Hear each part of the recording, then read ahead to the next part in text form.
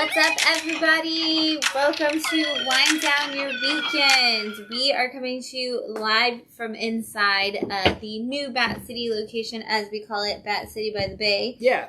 Because the bay is right there, or at least the river is. Yeah. And so, welcome to everybody we met this weekend. Welcome to everybody that is our extended Bat fam. We're here to talk about some new comics. I am Shannon, aka Small Press Shann, and with me is my special guest, I guess. I was like, I don't know if you count as a guest when it's your store and your production of the show, but welcome to Matt. It's been a while. It's been a minute. It's been a while. Phil's been doing this show now for over a year, and as you guys know, Phil is fantastic. We love him. He's been a great addition to this live stream. He doesn't rant the way that I rant, which is much appreciated by everybody, including myself. Phil knows his stuff extremely well. I do not know as much about the new comics as Shannon and Phil, but I do know about comics. Usually I'm behind the scenes cutting the cameras, so we're going to do things a little differently tonight. Shannon's going to hold the book, and I'm actually going to cut the cameras here while she talks from our handy-dandy iPod. Yeah. iPad. I'm old. I know. Yeah. It's fine. That's cool. But, yeah. So, welcome to the show. Actually, it's funny that you brought up Phil, because 2 days ago was the 2-year anniversary of Phil first coming to Bat City and saying, I think this is going to be my new LCS. Right. And I was really sad because I thought that we were going to have a big moment where it was like, hey, this is the 2-year anniversary of Phil being a part of Bat City, but he had to work late. Also, a lot of Phil's books on the live stream tonight. Yeah. There's a Kevin Smith book and a Sorrentino book. A Sorrentino Lemire book. Yeah. So he's definitely Phil's alley. Yeah, we're going to just pretend like we have Phil in spirit, because there's going to be some Phil moments for sure. Absolutely. And speaking of spirits, we have this delicious bottle of wine here. Yeah, we are drinking A to Z, which is a Pinot Noir. And it's supposed to be beautifully balanced, aromatic, and delicious. It says, I love that their slogan is, this wine makes food sing and maybe your guests too. Aw. So super cute name. And this one came to us from Megan Hutchison. So if you're a fan of amazing wine or incredible art, Megan Hutchison is your go-to girl. It's perfect. But yeah, let's give it a taste. Perfect, yeah. See if it's good. Cheers. Cheers. A to Z.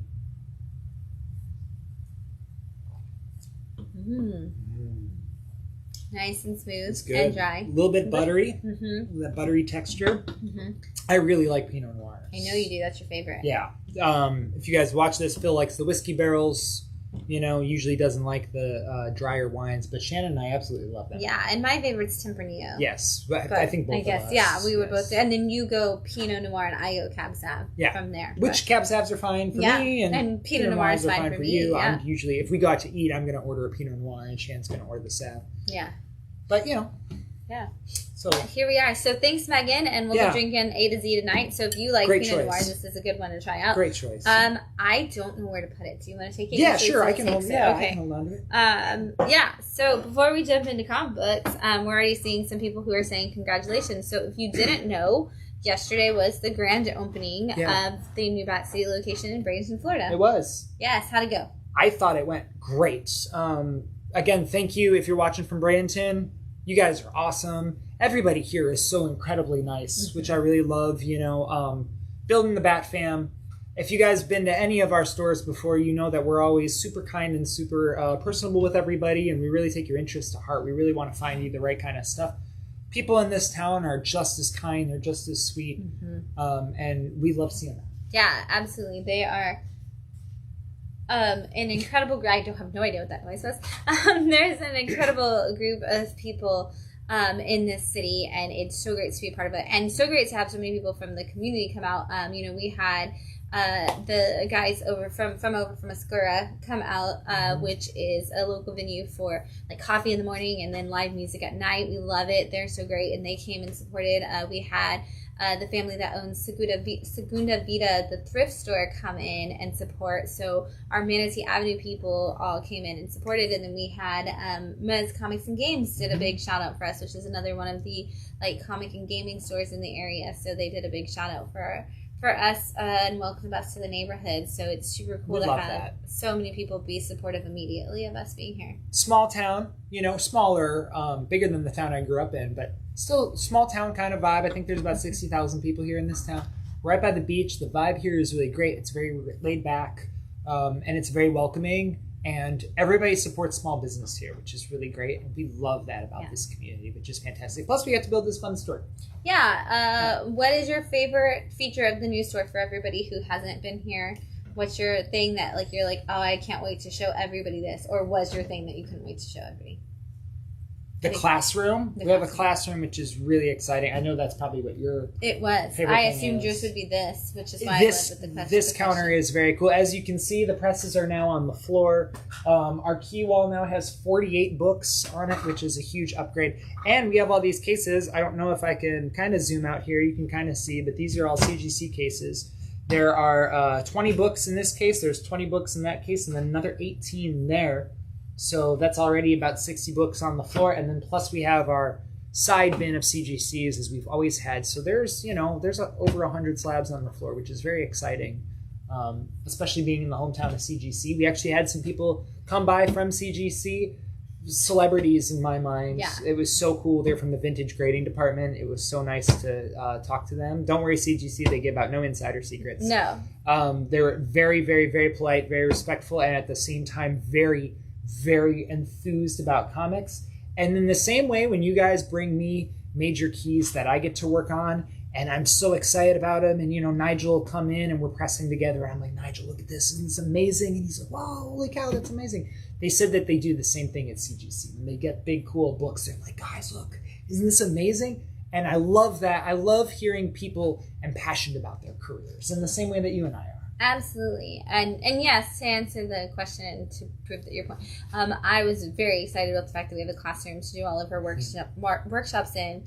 And we leave it open during the day when we're not having workshops. So this weekend, kids were able to go in there and color and make some comic panel pages and just do art. And there's books that were donated to us that are the original run of original printings and stuff of Captain Underpants, and some classic Marvel storybooks for kids, and those are in there so people can just sit in there and read them. And then we have a really big kids section in general on the floor that's actually got a lot of space for kiddos to actually sit on the floor and read. And we had so many families come in this weekend. It was really great. I know we had a couple that they've already poured through their books. We've gotten comments from parents and grandparents that are like, we're gonna have to come back because they already read their books. So really excited to see so many kids just excited about reading and getting excited. And we had a couple of kids who were like, oh, I don't really know, maybe I want this book, and then by the time they left they were super excited about the book they were getting. So I'm loving seeing just the kids get to be a part of it and get excited. That's always my favorite part. So absolutely, it's super exciting. I had a young gentleman about 11 years old who sat up here yesterday with me and drew me a picture of Venom right on the counter, and then drew some panels, and he was even doing perspective drawing of Venom looking down on a street scene, and he was showing me how he could draw over the shoulder of a character. It was very cool. That's amazing. It's really neat to see kids who are passionate about it and trying to improve their game. And that was his whole thing. He's like, I'm trying to think about what I can do that not everybody else is doing, even at my age. I love seeing that. The sketches were really good too. They're really good. And the other really exciting thing that we love having here, public restroom. We do. We have a public restroom. So that's very exciting. If you came to our old shop in Austin, obviously we did not have a public restroom. We have one here. Be respectful, I guess. Yeah. There's always something that we were scared about in Austin, but I'm hearing. Absolutely. We just got a comment from Albert who was wondering what the machines behind us do. Oh, absolutely. These are presses that, you've heard of comic book pressing before, maybe. When you have a comic book and the condition is not as good as the condition should be of a book or as you want it to be, if you're looking to get a higher grade, when you're going to grade your comic, you can press the book first. It'll smooth out the wrinkles. It'll smooth out the rolls in the edges, get some of those spine ticks out. And that's one of the things that I do here. I have a massive queue in front of me that I have to begin working on. But as we just got the shop set up, we have the presses here out on the floor, and people can actually watch me do that now here. Yeah. And I don't have to go off the floor to do it. Yeah. So. And, I mean, it's such a cool thing because you know, we gave Nigel his birthday present that we got back this week, and that was a book like Nigel wanted to buy that was crumpled. It was a Tomb of Dracula #1, and it had fallen. It was not bagged and boarded when we received it, and it had fallen into the long box and rolled. So when we took the book out, it had a nice curl like this, and I do have pictures, before and after pictures. I pressed it, cleaned it, pressed it, and it got an 8.0. So pressing works. Yeah. Sometimes even more than we who are around that all day think will happen. I thought it was going to get a 7. Yeah, so, you know, well, here we are. Yeah, absolutely. It's an exciting field to be in. It's a very popular thing these days to get your books pressed. We can do it here on site. Yeah. We've had a lot of people who have asked, like, what are the hours going to be? We are going to be open Wednesday through Friday, 12 to 9 p.m. And then Saturday will be 11 a.m. to 9 p.m. And Sundays will be 11 to 7. Those are going to be the hours for now. We're going to check it out. Those were our hours back in Austin. We want to kind of try them again here. It gives everybody that's a family an early enough time to come, while also giving people who work in the service industry a chance to go out and shop and stuff after they get off work. So want to try to give as many people an opportunity to have a place to stop by. Absolutely. So absolutely. See. Well, this is exciting. I wish we should have put the thing on the TV. Yeah. We could have. It's all the way up there. But at the same time, it's fine.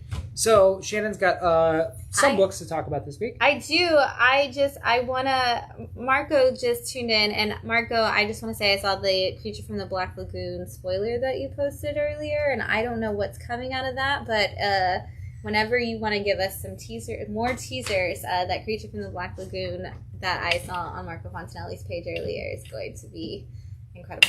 Phil always says Marco for president. Marco for president, yes. I haven't been on the stream, I think, since Marco's been joining in. Marco, your book's fantastic. I actually just sold a copy of Pentagram of Horror yesterday to a gentleman who was looking for horror books with really, really, really amazing art in it. And then, of course, I had to show him King Jura from there. Oh, my gosh, King Jura. Such a cool book. We actually have the VHS variant of King Jura on our feature wall at all times. Absolutely. And there's Pentagram of Horror right there. Yeah. I love it. Love these books. If you guys don't know Pentagram of Horror, King Jura, you have to check these out. These are books that should be on your radar here for the coming years. And Marco Fontanelli is an artist writer to watch. Yes, absolutely. Who doesn't have a book this week? So I just had to shout that out while thanks for watching. while you're there. And hello. All right, so we've got some books. We're going to dive into them as usual. We're going to start with just some things that are kind of like in production already. This is the number one. Some new this week books that are in that process. And so, Shannon's going to hold them, and don't mind me while I fiddle on the iPad. I am, so I'm going to move the stack back because I forgot that I was holding them. All right, so up first, I had to start with this, is Cover the Dead with Lime issue 2 from Blood Moon Comics. This is a series that when issue 1 came out, I was like, I'm already sold based off of just like flipping through that art for a second. And then I read it and I was like, oh my gosh. Usher of the Dead was the one that for me really sold me on Blood Moon Comics, and I think this is the one that's going to sell everybody else. Yeah. This is basically, we're in the plague period. Right. We're in the bubonic plague. Oh, I remember There's issue 1. actually a scene, I thought I was reading a book about Nosferatu for a second and had to turn back to see what I had picked up, because there's a scene where the rats are like running through the street in like this little alleyway, but it's a bubonic plague kind of time period, and instead of turning into like dying from the plague, people are actually turning into the undead, like zombies and things like that. And it's incredible because we've got this plague doctor who isn't actually a doctor, he's actually kind of the zombie slayer of the time period. And in this particular issue, he received a note at the end of the last issue from a woman who was like, I'm in desperate need of help. We need to find something. I have to put this on this rats thing that made me think I was watching Nosferatu. And it was, what am I gonna do? Like, I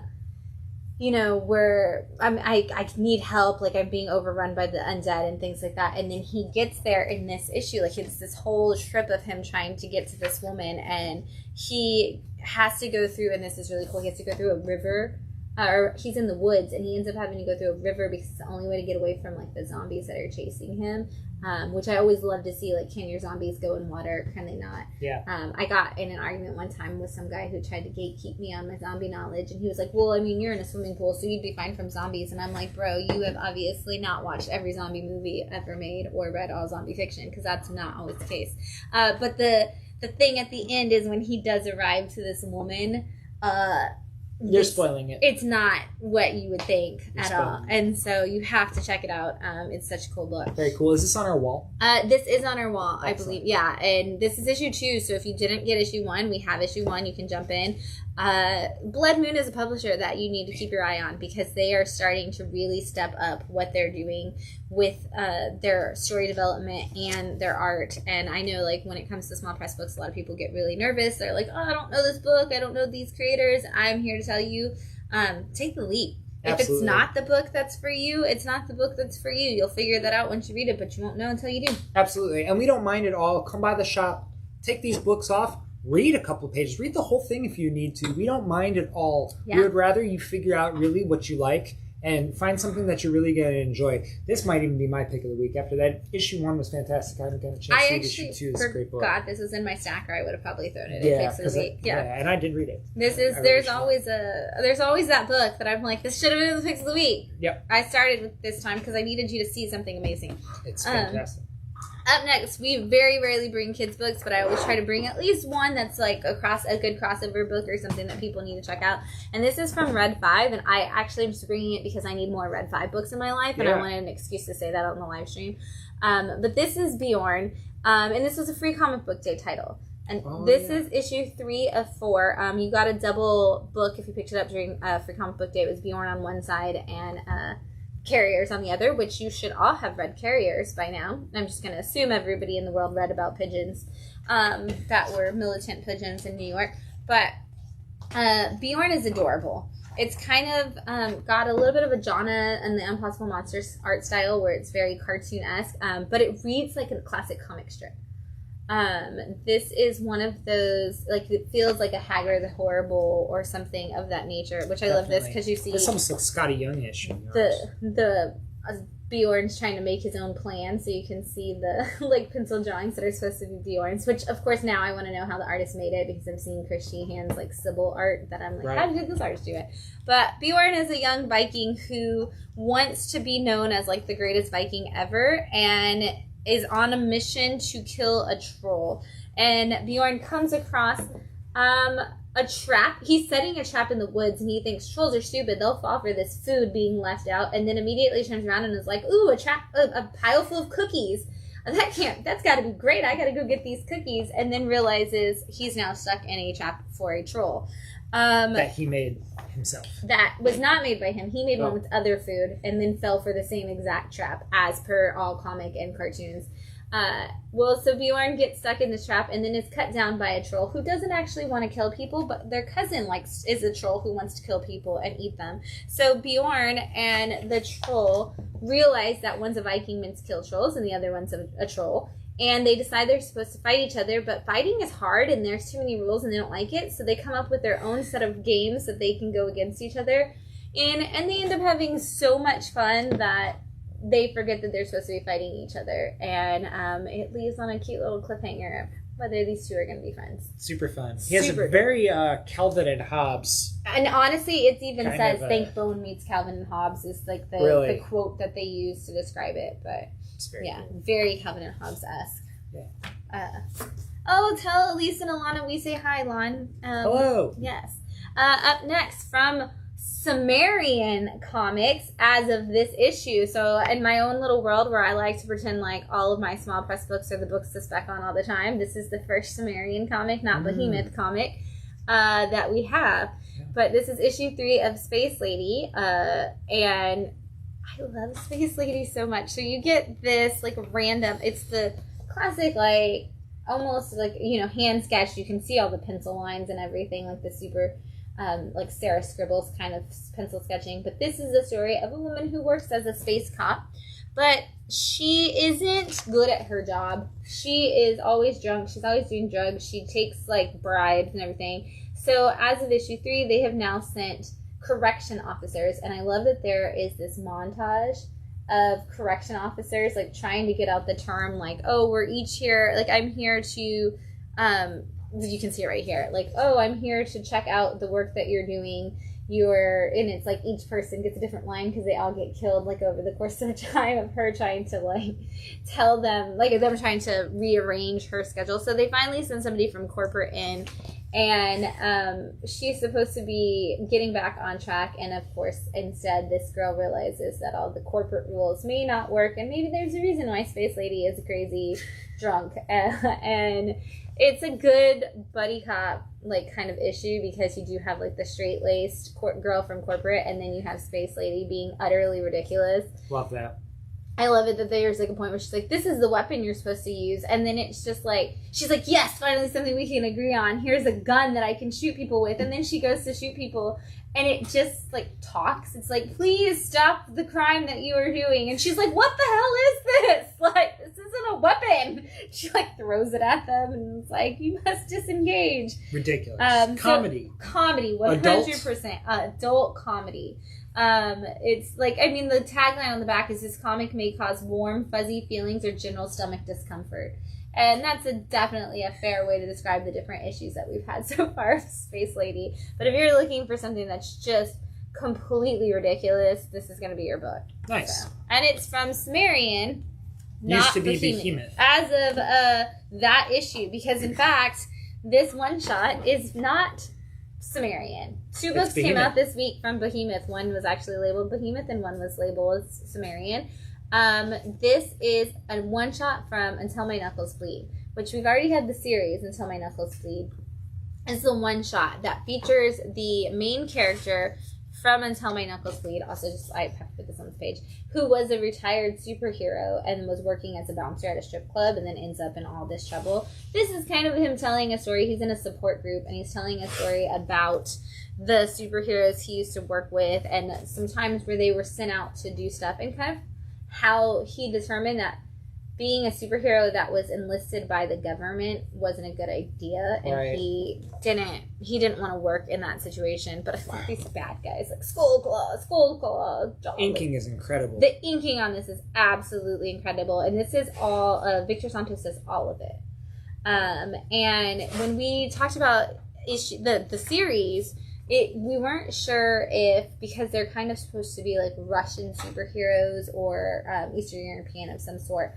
And a lot of the writing was in, they wasn't sure if like the dialogue was supposed to be broken English at points because it was supposed to like kind of signify that, or if maybe it was a translated book.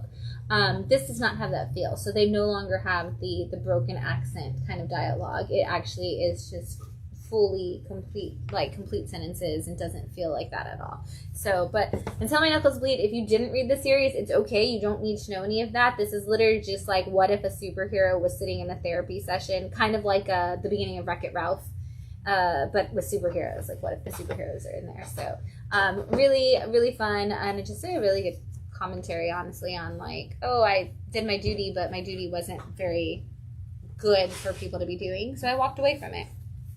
Very cool black and white art on that. I love it. Yeah.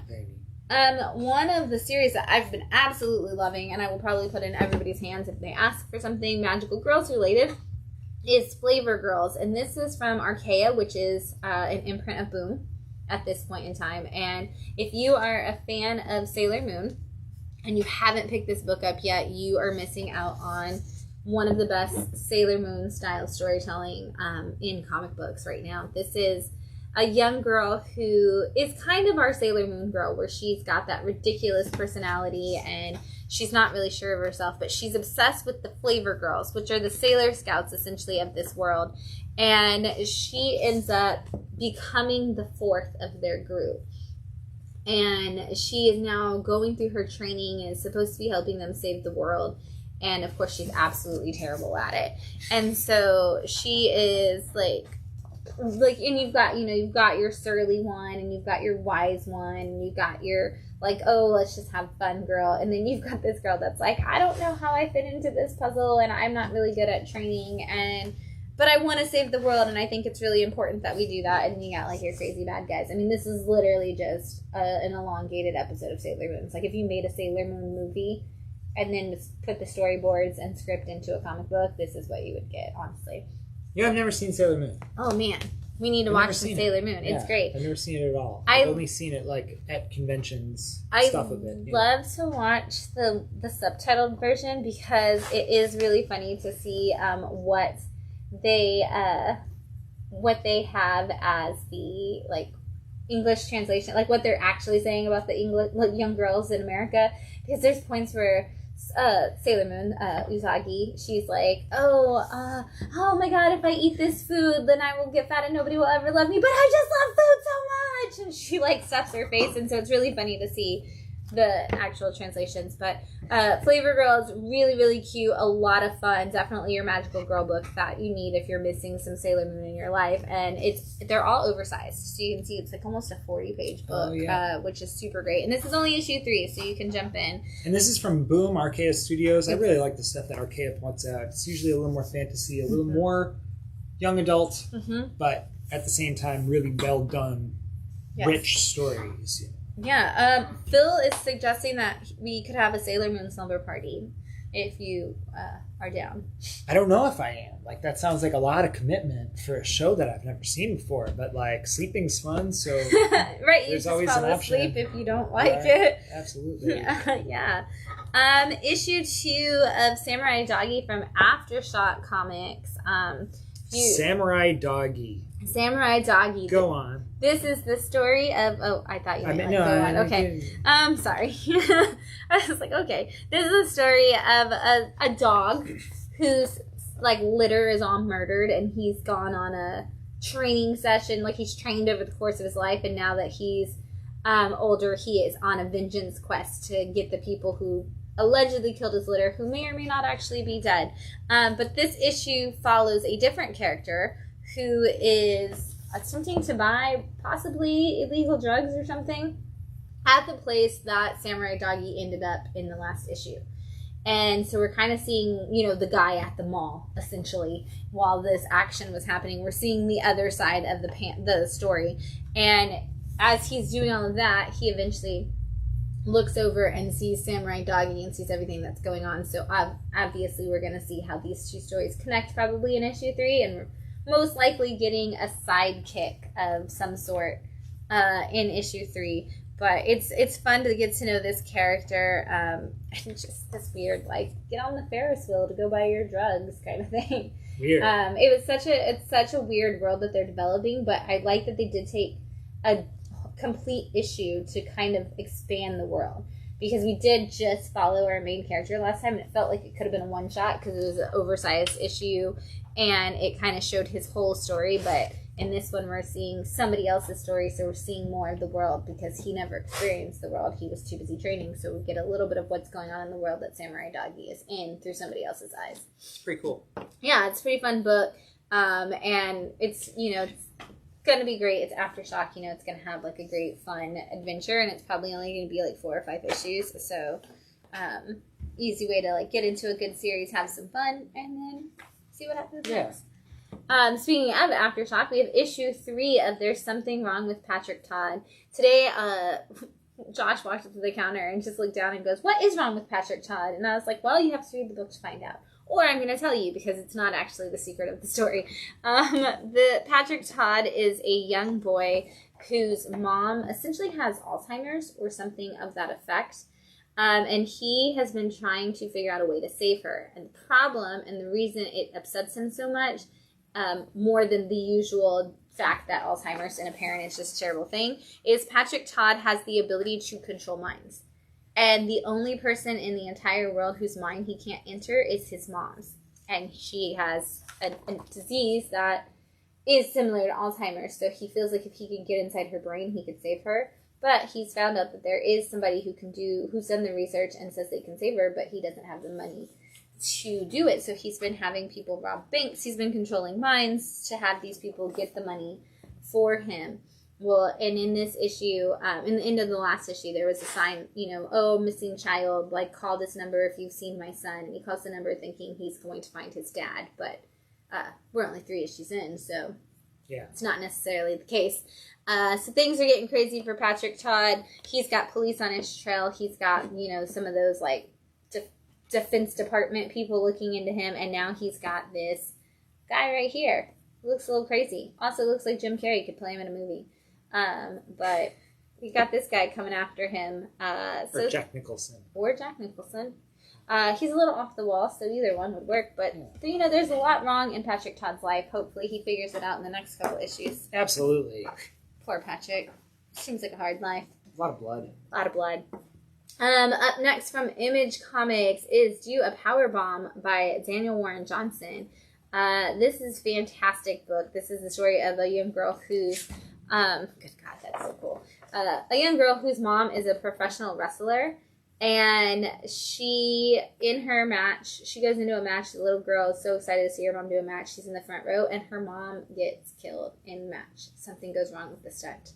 And, we fast forward to the now of the story, and the young girl is now, you know, in her 20s or so, and she's become a wrestler, which her dad is completely and totally against, and she's trying to work her way up as a wrestler, and she's approached by somebody who's essentially like the devil, the Grim Reaper, you know, somebody with ties to the afterlife who's bored, and it's like, hey, I've decided that I'm gonna have a Mortal Kombat style wrestling match, and whoever wins, I'll bring back one person that they wish they could have in their life. But it's got to be a tag team duo, and you have to win the whole thing. So who else could she go to but the person who was fighting her mom at the time of the death, who feels guilty for killing her mom? So she's now teamed up with the person who accidentally killed her mom to do a wrestling duo so that they can enter this Mortal Kombat style battle and try to save her mom.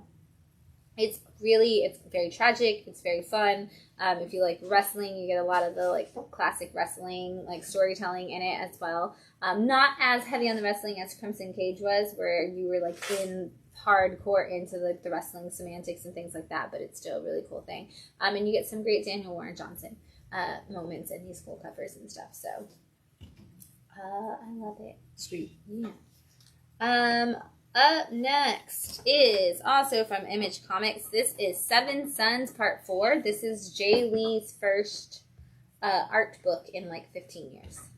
So if you are a fan of all those covers Jay Lee's been doing, this is a great way to get a full-on book from Jay Lee. And this is the story of 7 sons who were, like 7 dudes who were born.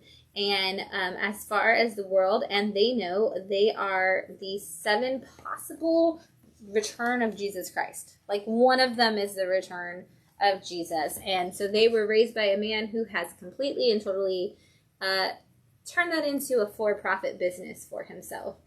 And a lot of over the course of the years of the 7, they have all started to be killed off. Things are happening. And they are slowly but surely finding out that all the things that they were told about their lives may or may not be true. And we are following one specific son who was like the most sheltered as he's figuring out everything about not only the world, but the world he's in. Super crazy. But that's 7 Sons. It's great. It's one of those where you're like, oh, this is a really good conversation about like how we how we put a monetary value on everything in the world, and then at the same time like just a fun like adventure story of like, oh my god, is this like a thriller? Kind of has that like Whatever Happened to Monday feel. If you saw that movie where she's like the missing sister, that all the sisters were like the 7 days of the week and one of them goes missing. This is kind of a similar thing, except one of them is being named the second coming of Christ. So kind of takes it up a little bit. All right. Cool. You were very excited about this. This is one you wanted to start. Oh yeah. Yeah, this is cool. Love Everlasting from Tom King. This is his new indie book, which it's been a hot minute since we've really focused on an indie book from Tom King. So I'm really excited about that.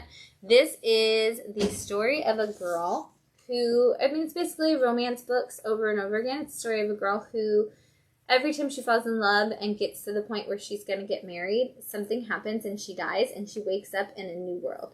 And so she is constantly falling in love and then waking up and that person is gone and she's in a new time period. She's in a new style of romantic, romance book.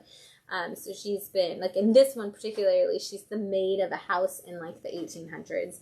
And she is in love with a guy who is like, the son of the third in line to be king of England or wherever country they're in. And he's obviously not supposed to fall in love with the maid. He does. She has this whole story, and she finally is kind of realizing, like, every time I fall and I finally get you as my person, like, something happens, and she can't fix it. And so we're starting to see a little bit of her coming to terms with the reality of the situation.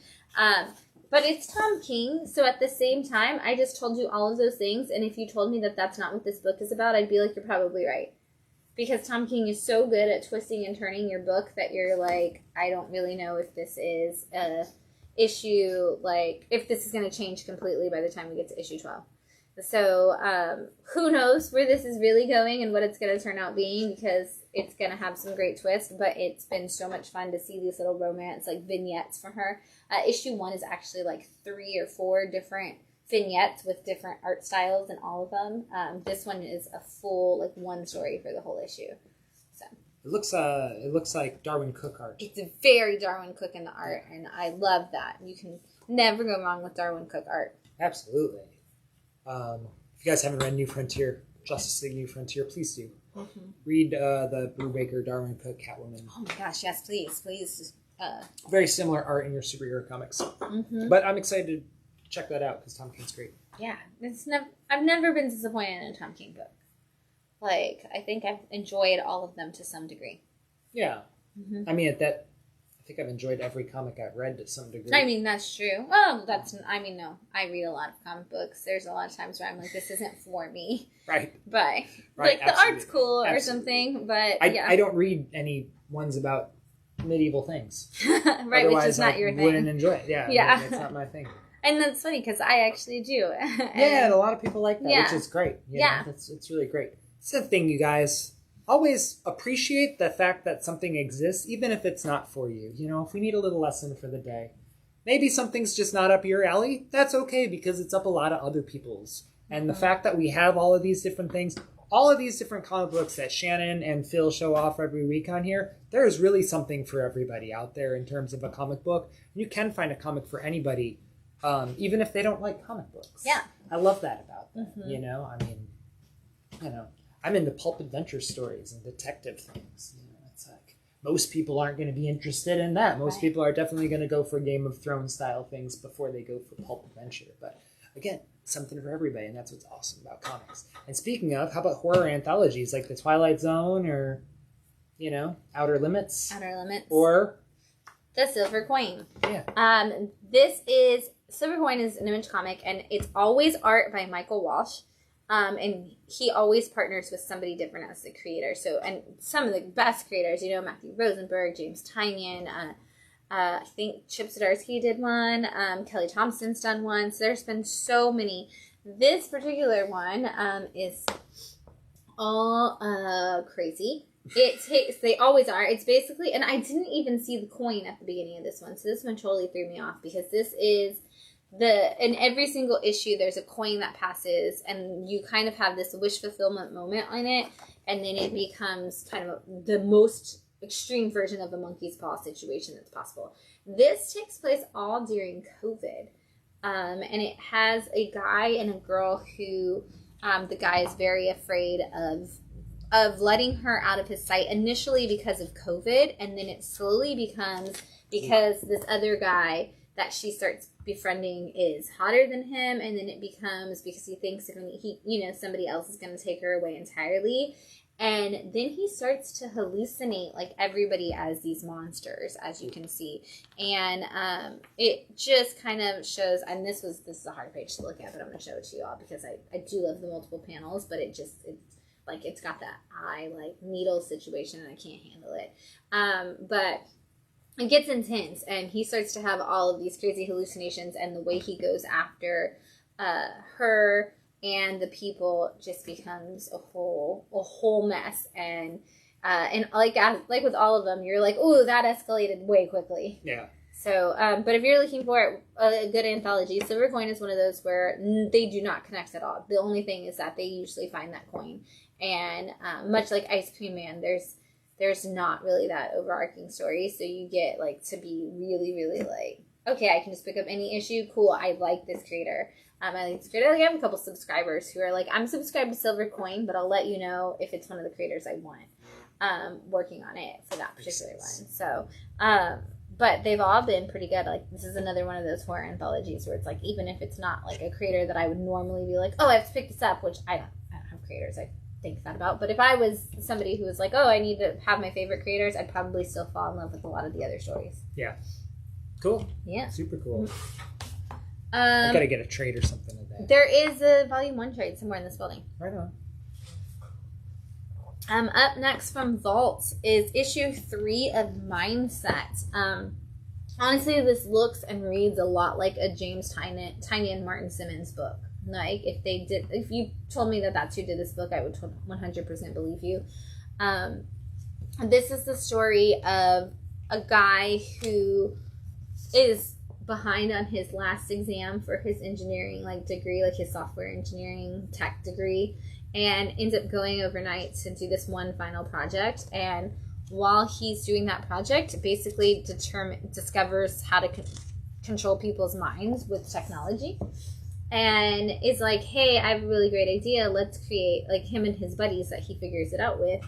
He's like, what if we created an app that stopped people from being influenced by things? You know, social media influences everything we do. Marketing influences everything we do. What if we created this app that would stop people from doing that? And of course, he means it to be great and wonderful, and immediately everybody connected to him and everybody in the outside world wants to make money off of it, and wants to use it as a way to personally gain, and wants to use it as a way to manipulate the world and really buy into that. I love this panel.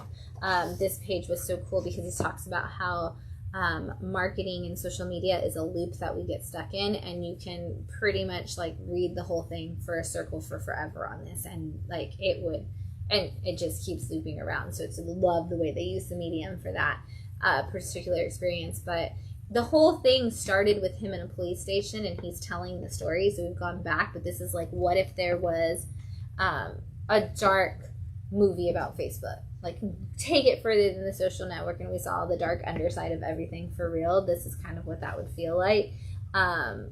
But it's super dark, it's super crazy, and I honestly, like, I can't wait to get back to the beginning of the story, but I'm also like, I don't want to get back to the beginning of the story because I love seeing, like, who's controlling who and trying to figure it out. Like, you're trying to figure it out as he's telling the story, because so much of the time they're like, he's like, oh, well, I just had a conversation with them, and then he's like, or did they mind control me? And he's telling the story, so are we gonna, and he's trying to get away with murder, essentially, so it's like, are we gonna find out later on that he's controlling all of our minds in the way we see the story without the technology, just in the way, like, the wording is done? I don't know, it feels really cool.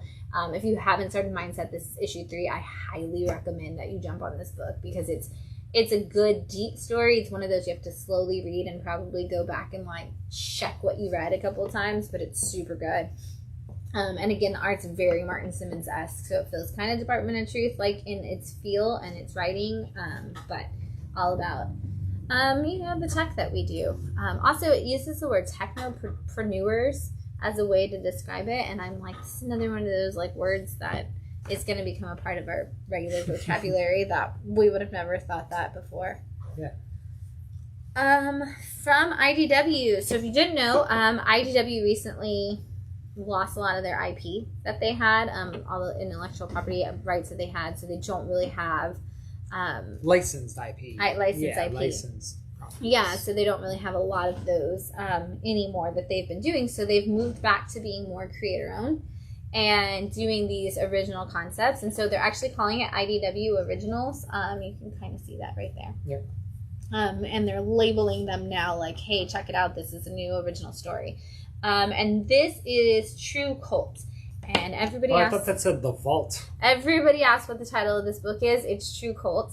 And the U is a V. Mm-hmm. And then the V is behind her head. Like, you actually can't see the name of the book, or the K is behind her head. You can't really see, and you still can't really tell. Oh wow, hold that up. That Yeah. looks like Tru Kult. Yeah, it's one of those that it's common conversation of like, what is the name of this book? But it is the story of a bunch of people who work at a fast food restaurant. And the guy who's been there for the longest time, who's been like, oh, I'm going to, like, I kind of love my job, but I kind of hate it. Like, I'm just really, really good at it at this point, and I don't know what else I would do. He was, robbing some people in the last issue, like, during his lunch break. But here we are in issue 2, and at the end of issue 1, he gets captured by this satanic cult. But not like... He even says, not like the good satanic cults, which I feel like is a shout out to satanic symbol, because he's like, not like the good satanic cults who don't actually believe in Satan and do good things in the world, but like one of those people who actually believes like Satan is going to come for us and they need to like be on his side. Which I was like, I 100% that's a shout out to Satanic Temple. But they have been kidnapped by them, and now they are going to try to get him to use his skills of robbing and doing things to get what they want. And if he doesn't do it, they're going to hurt all of his friends. And his co-worker all of his co-workers, for the most part, including the girl that just applied to work there, have all been kidnapped with him, except for one who got stuck while he was out on his lunch break. So she's, of course, mad at the beginning that she's just, like, stuck out. Like, oh, he was taking an extended lunch break and I'm stuck. But now she's kind of CSI'd that he is been kidnapped, and she's like, oh, they mess with the wrong, like, best friend bitch, because I'm about to take them down. Like, that's, like, actually what she says. And it's so great, because now she's on her own little, like, path to become an investigator, but she's also supposed to be manning the register at this restaurant, and so she is, like, just like everybody else who has been kidnapped has been like, I'm gonna go on break, and they're like, we gotta do, like, the bun order, and she's like, I'm going on break, and it's just to like investigate what happened to her friend. So it's really great. It's kind of like, if you're, the things that you imagine, like when you're working in the service industry and you're like, oh, what if this happened? Like, what if somebody came in and I had to like do this and this and this, and you're letting your mind wander while you're like you're bored crazy sometimes. Like, this is like what somebody probably thought of in that situation, and then they just turn it into a comic book. Sounds right. It's a lot of fun. Inspiration comes in all shapes and sizes. Yes. And then up next, issue 2 of 5 from AWA Upshot of the Sacrament. This is a crazy awesome book. It takes place in space in the future. It's 2099. Spider-Man is not there. And it is the story of... Did I move it too soon? I'm sorry. It is the story of a priest who's done one exorcism in his entire life and is terrified of the concept because the priest he was working with died in the process. And now he is supposed to be... Oh my gosh, it's crazy. He has been... you're not allowed to be a priest in this world. And so he has been arrested, and he is brought to a ship where their doctor has been possessed. And he's like, I don't believe in God. I don't believe in demon possession. And they're like, you're a priest. And he's like, yeah, the usual exorcism story where they're like, I don't really believe in that anymore. And there's no way really around what he's seeing. But he's determined to stay out of it. And of course, in the middle of all of that, they come in and they're like, we don't need a priest. We need science. And they try all this scientific stuff, and none of it works. So they're like, okay, now we'll let the priest try. And he's like, they're only letting me try now because they know that they can blame it on me, that they're like, instead of the science, if it doesn't work. But he's starting to hear voices himself, and so I'm wondering if he himself is the one that's demon possessed, and if all of this is a crazy different thing. But it's dark, it's spacey, it's fun. Horror in space is always cool because space, like the ocean, is terrifying in that sense of we don't really know how far it goes and we don't really know what's out there. So you add all of that in with demon possession, and the whole tagline is, it's like, we left Earth but we couldn't leave its demons.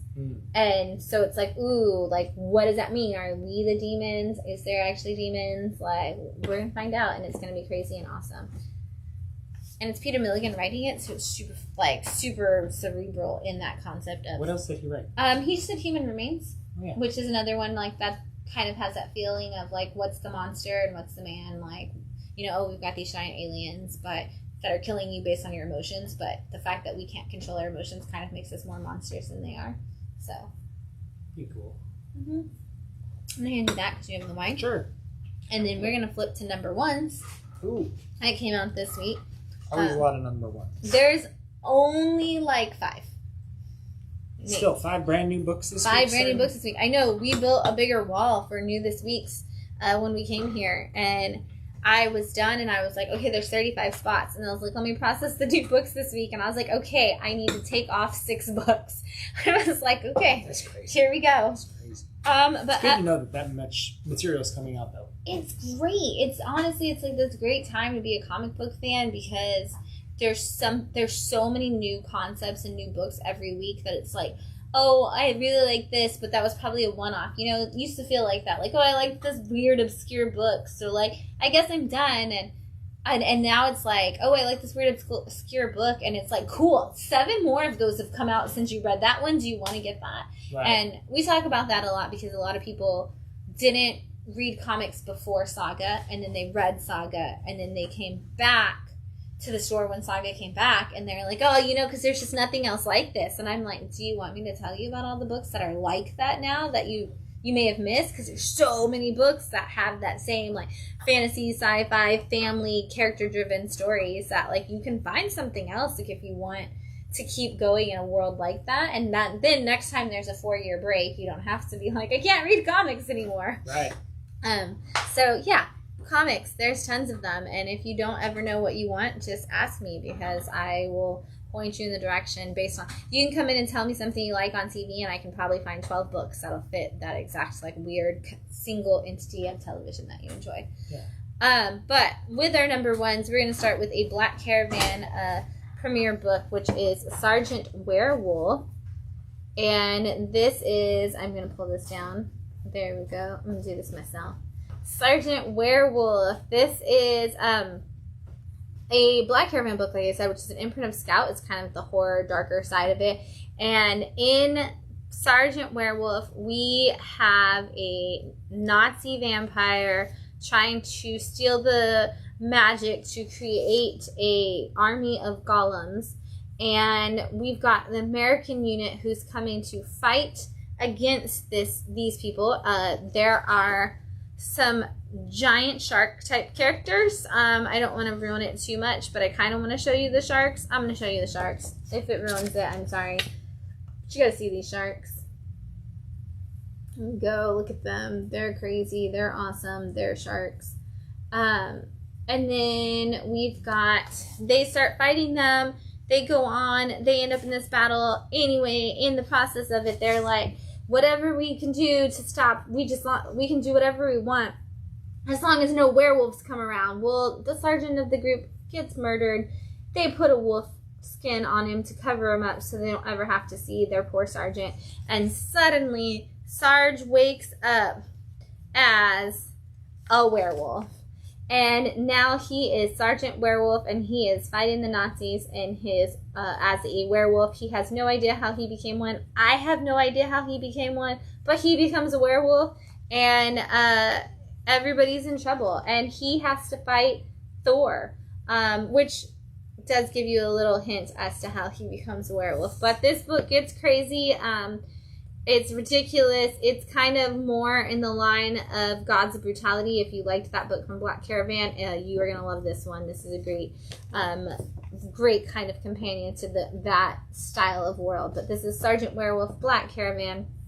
Super fun book for anybody who's looking for a crazy, off-the-wall werewolves killing Nazis book. Which, I feel like everybody needs one of those every once in a while. Up next from Aftershock is issue number 1 of the 06 Protocol. And I'm going to try to zoom to that. There we go. The 06 Protocol. This is the story of a wife and her husband who are living their perfect little life. And they talk about how everything is super great. And then one day, they are woken up in the middle of the night by somebody coming in and trying to attack their home.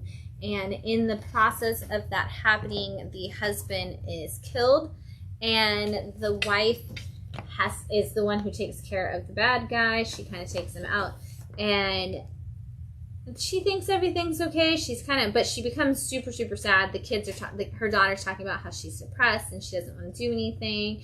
And she's, doing that classic, like, oh, mom, dad may be dead, but you're not, so you need to actually be a part of our lives. And in the process of all of that, the mom is kidnapped by a random group of people, and what she discovers there kind of gives her some more information about her husband and about what may have happened to him. And just when you think you know what that means, they completely twist it a couple more times on you. So it's a really cool book. Honestly, this wasn't my favorite cover. Josh was asking me if I read the book because he was like, I'm not really sure about this cover. Do you think it's a really good book? Or do you think the book is good? I was like, you know what? It's not my favorite cover of the week for sure. I was kind of like, I don't know, but it's Aftershock, and I know that it's going to be I have a feeling it's going to be a good story.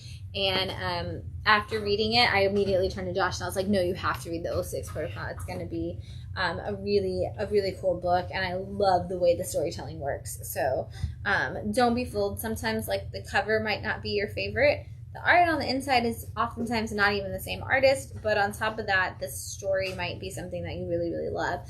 It's kind of a cool thing about comics and the fact that it's two-part, like, medium, the art and the storytelling, because sometimes, like, the art might not be your favorite, but the story might be, and sometimes the art is your favorite and the story might not be, and sometimes you get this perfect meld of everything where it just works out. So, next, number 1 from Vault is Revealer. This is a one-shot, actually, and it is a tie-in to the Shudder original movie. So there is a movie on Shudder, apparently, that is called Revealer, and this is a bunch of vignettes that kind of connect to whatever happens in that movie, and honestly, I was sold for this page a lot. Like, I wanted to read this book because I thought this page was so cool looking. Who's the artist? It's different artists on everything, so I actually have to turn it around to tell you, because the first story is, the art is Ken Landgraf on that story. So that Bernie writes in EC horror kind of stuff here. And it doesn't stay that way. So that's the first vignette that has that story. And then it goes into some of the other stories have different artists. And so you get, like, some of the more modern looking stuff for some of the other stories. But there's a bunch of different things, kind of, I guess, introducing the characters that we'd see in the Revealer movie and what they're like, where they're at in their story. But it is all about demons and demons coming and trying to get people to face their judgment and to take them out. And we see different ways that people deal with the demons and with judgment in general throughout this, and kind of just get a good inkling of what these characters are going to be like. There's 4 stories in here. We get 4 different characters. The first story is kind of the story of the demon who's tried to go after Lucifer and the devil, and then the other 3 stories about the 3 people in the modern times that are going to be probably our characters in the movie. So a fun story that I actually want them, like, I was like, I don't have Shudder. Can I get a comic series that actually tells me the rest of the story? Because I want to know what happens, but I don't have the ability to watch the movie. So now, Vault, you're just going to have to probably get Tim Seeley to make a story out of this. And I know he did the first story, the one that's got the crazy art, and then there's a bunch of other people, like Michael Morrissey, who does Barbaric. So there's a lot of different people in here that I was like, well, one of them needs to just keep this going and actually tell me the story, because now I want to know what happens. The movie either looks wild or like a lot of rubber characters, both of which I'm interested in. Yeah, I really want to see this. I want to see this movie. Yeah. It definitely did its job, because I'm like, well, if I can't read the rest of the story in story form, I'm going to need to watch this movie and see these girls kick some demon butt. Yeah. Next is Lovecraft Unknown Kadath. This is issue 1. It's from Ablaze. This is the most Lovecraftian style storytelling that I have seen. And I read Miskatonic and Miskatonic High and things like that. This is honestly the most Lovecraftian story. You can get like pages like this that are like, oh, this is the introduction and this is what this word means, and then here you have this guy who's falling into a pit with like these demonic creatures and going on this adventure. And gosh, these characters are crazy. Very, very sci-fi. Do have some awesome cats, but this is very heavy sci-fi. In the same sense that anything else from Lovecraft would be, like, this is some of the highest, like, okay, we've got some creatures. The creatures are doing some crazy things. I've got to stop these monsters. I've got this person. We've got this adventurer person. We've got the people that you can't necessarily trust. And like I said, most importantly, you have cats. It's really the cats. I'm here for the cats. Yeah. But it follows the main character, whose name is Randolph Carter, and he has been sucked into this adventure. And this page is super cool. So, I just love this art. Super cool. Yeah. If you are not a sci-fi fan, though, this is going to be a hard one for you. Yeah. Yeah. I think that if you're not a high sci-fi like concept person, like this, get so into the Lovecraftianness of it that it's going to be one of those that you're like, I am lost already and I don't know where to go. So keep that in mind. But if you are super into that, and I've had a lot of people over the last few months who've been like, I just want more Lovecraft books. And I think that there was that Lovecraft Country show on HBO or whatever it was, and so a lot of people got like rejuvenated towards Lovecraft. So this is a great one, and it's Ablaze, so it's a foreign comic that's translated. They always have such really strong stories. And a full story at the back. Uh-huh. That is a full story.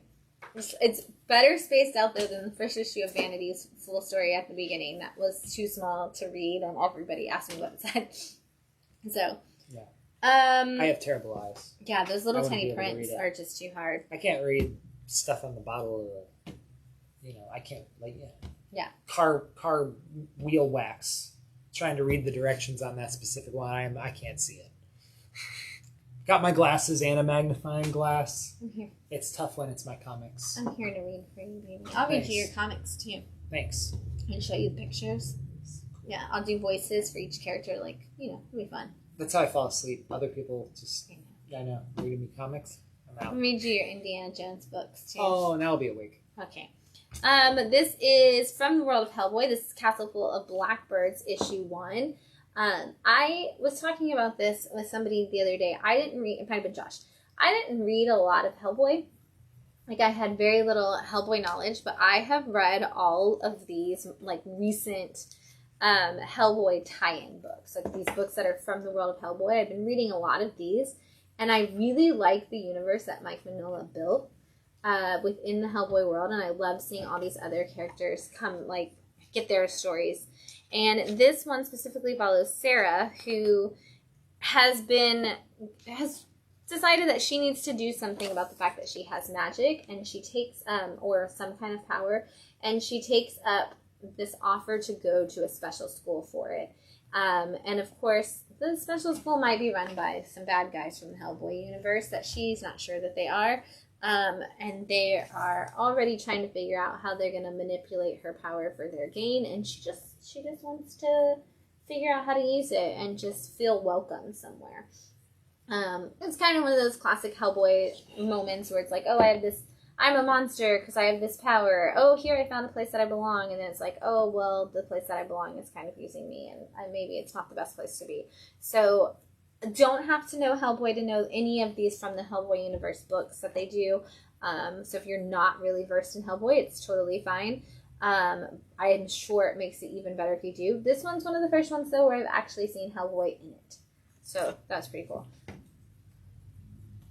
And then, Yeah, there's a lot of those. There's a lot of them. A lot of the world of Hellboy. We did get a Supreme Deluxe edition of Hellboy. It's like 4 hardcovers all under one big thing. Holy cow. Yeah. That's nice. Yeah, it's actually not even on the floor. Oh, wow. Well, that's amazing. So if you're looking for that... Yeah, super cool. Like the Hellboy Omnibus hardcover collection. Yeah, that's dope. Yeah. That's one of those characters that I do kind of want to go back and read some, like, more of his story every once in a while, because I like the mythos of it. I like the world that he's in. I just never really dove. It's one of those where it was like, there's so much, you can never go back and read it all kind of thing, but I really, I love the British Paranormal Society books. I love, like, these little one-offs. I really want to know how Frankenstein comes so far into play, because there's all those Frankenstein books that are coming, like, that come from the Hellboy world.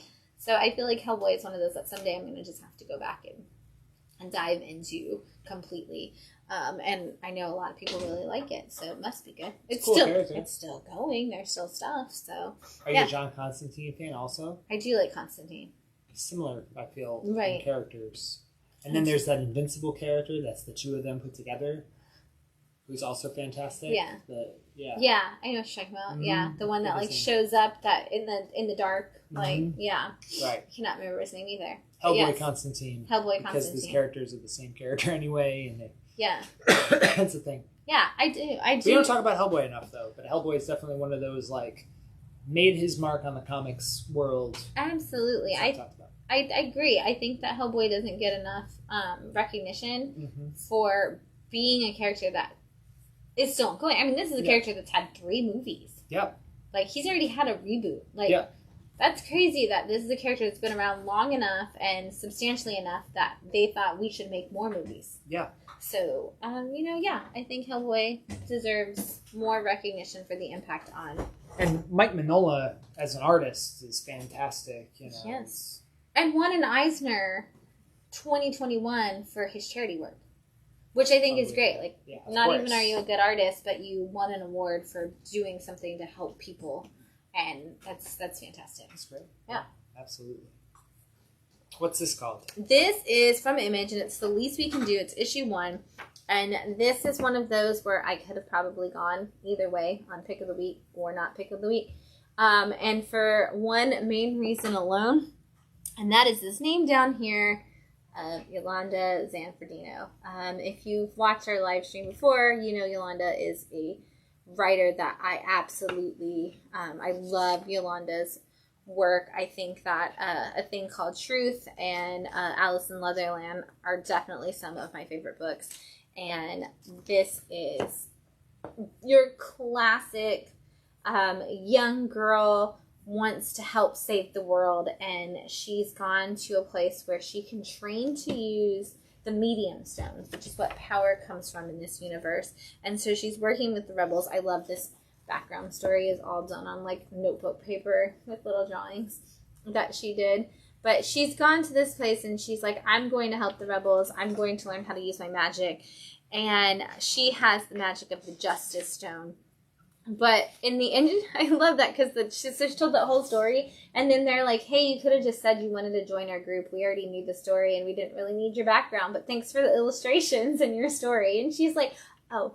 It's like, I kind of identify with this character already, because instead of coming in and just being like, I want to be part of your group, she's like, okay, so here's the long version of the story, and I think I want to be on your team. And they're like, yeah, we would have just accepted you if you just asked. But so she joins this team, and they tell her, like, she tries to do training, and training's really hard. She's not really good at it. And then the most identifying moment I have with this character is they are like, maybe the best place for you to go is to the library. And maybe you can just use your reading skills to be a part of our team. And she's like, I am really good at that. So I'm in love with this character already. I'm in love with this concept. It's very like Harry Potter, young adult kind of, magic can help you save the day, but maybe like we can all, like at this point, it's like maybe we can all be the chosen one. Like you can get your power and you can learn about it and you can grow. And knowledge is going to end up being the biggest power. The fact that it's knowledge is her and justice are her skill sets are a thing I'm very excited about.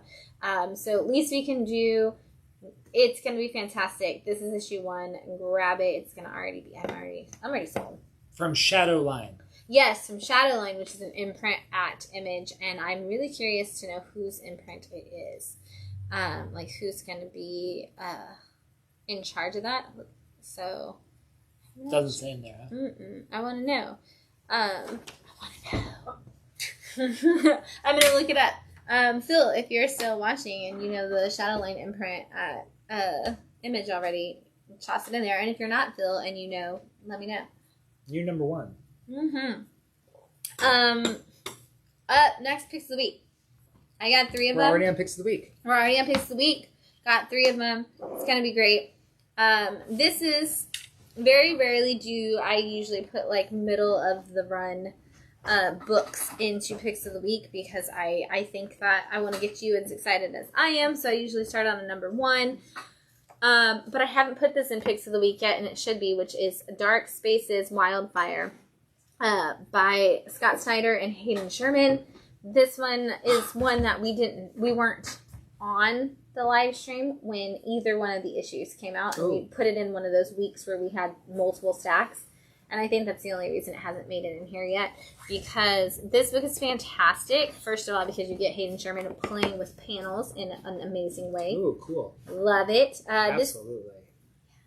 I know you're a letterer and you work with rearranging panels a lot, so I know you're always impressed with like paneling. Paneling is the coolest thing to me because as a letterer, it's even easy to do panels, you know, like even the way that the bathroom is here. You know, like regular, standard John Byrne style comic book paneling. Looks great, always effective. Love the way that he even works the letters into their own panels in their own little boxes. But when you're able to do it with the art like this, like Yannick Paquette does, that sort of stuff is just mind-blowing. Yeah. I mean, it's just, it takes a comic to the next level by working the art and the writing all together into the thing and making it just flows different. It creates a different experience. And I'm already interested. And it works so well for this book because this is the story of, oh my God, look at this one. Oh, that's cool. It's the story of a team of female prisoners who are, because in California, like what they tell us at the beginning of issue 1 is that in California, one of the options of working for your money in prison is that you can fight the wildfires because there's not enough firefighters to do it. Yeah. And so this is a team of women who work as firefighters, and one of them realizes, one of them realizes that the area that's on fire that they are working with is where the people who got her put in prison are. Have their hideaway house for all of the money that they, like the cryptocurrency that they are stealing and everything. So they end up deciding that they're going to rob this house. And everything that could possibly go wrong constantly is going wrong. And what I love about the book is that the narrator, who's Ma, who is the leader of their team, she is comparing the entirety of taking on this plan and living and going through this whole process, but also this concept of how dangerous life in general can be. She's comparing it all to the way a fire is. So you're getting this narration that's telling you how a fire works. You're learning about all these terms. And just like the backdraft of it all, where we're talking about fire. But she's comparing it to the situation that they're actually in. And so it's really, really good because you get your heist book, you get your like female team of badasses, you get this story about putting out fires, and you realize that life in general is a giant fire that we're never prepared for. You've got Scott Snyder writing it. You got Hayden Sherman, who's known for, Chicken Devil and things like that, on art. This is a fantastic book. I believe Dark Spaces is going to be like a series, and then like it has a different like concept from like Scott Snyder. So I'm really excited to see what other stories are going to come into that world. But this definitely a pick of the week for sure. Cool. Yeah. Super cool.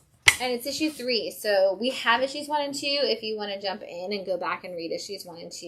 The art is incredible. The story is fantastic. I definitely recommend. Very cool. Up next, these are, honestly, I'm going to put this in the picks of the week for Wednesday Phil. This is Masquerade. It's from Dark Horse's new imprint, Secret Stash Comics. Which is why I'm just going to tell you that it's Wednesday Phil's pick of the week without him ever having to be here to say that or read it. Because it is by the Kevin Smith. This is the story of, we're kind of in a world where we've got, the usual like scandals. We've got like a woman who's a reporter this is actually probably the worst page to be showing. She's having an affair with the person that she works with, and her husband is the producer at the news studio that she works at. And then we've got him trying, like, now that the guy that's been fired is trying to find a different job. And then suddenly the story changes, and it's no longer just the story of this woman who's having an affair, but it's suddenly the story of somebody who's got vigilante justice going on and who can take people's faces, and we get like a face-off kind of story. Like, you can actually see that in here.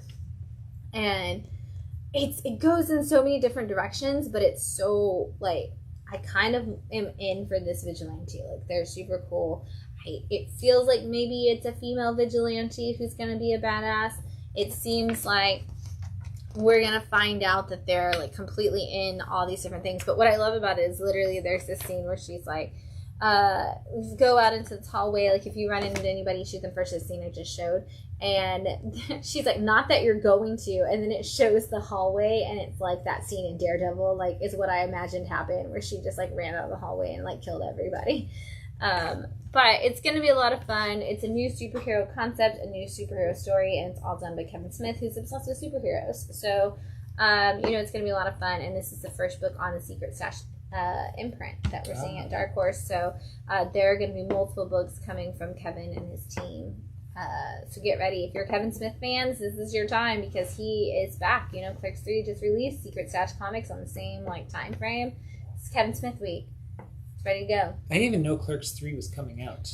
Dude, I only knew because Phil told me. Yeah, he said he was going to see it. I was like, that's out? Yeah. I heard that they were making it. I know. I never knew it was done. It's just, I get all my Kevin Smith news from Phil. And actually, I think I broke that Dark Horse had a Kevin Smith imprint to him when it was first announced. And he was like, I need all the covers. And I was like, of what? And he was like, everything. Everything. Sounds like a Phil thing to say. Yeah. Yeah. What's your favorite Kevin Smith movie? Drop it into the comments. What's your favorite Kevin Smith movie?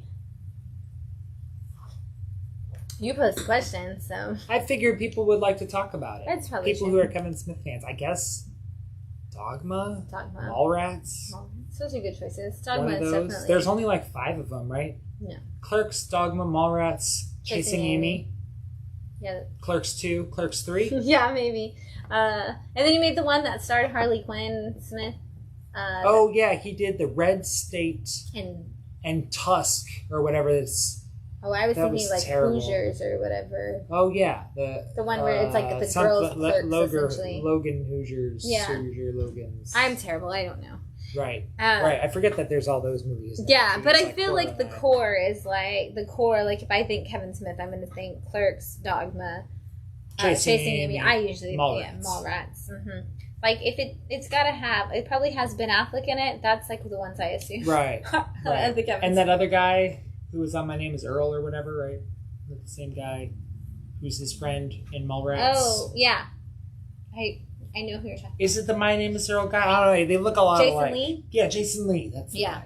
Yeah. Jason Lee. Good call. Yeah, I was like, wait, I'm getting there. There. Yeah, way to speak, Matt. Yes. I'm like, do it again. I don't know celebrities.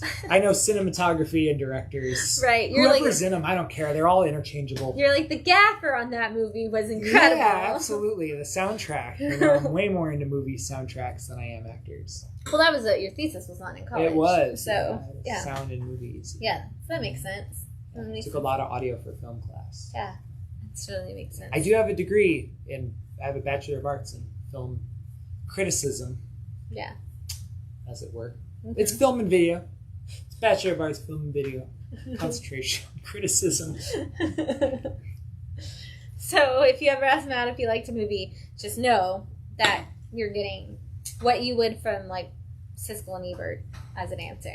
Yeah, there's a lot of like, this was really good, this was really bad. Overall, it's a mixed bag. Yeah.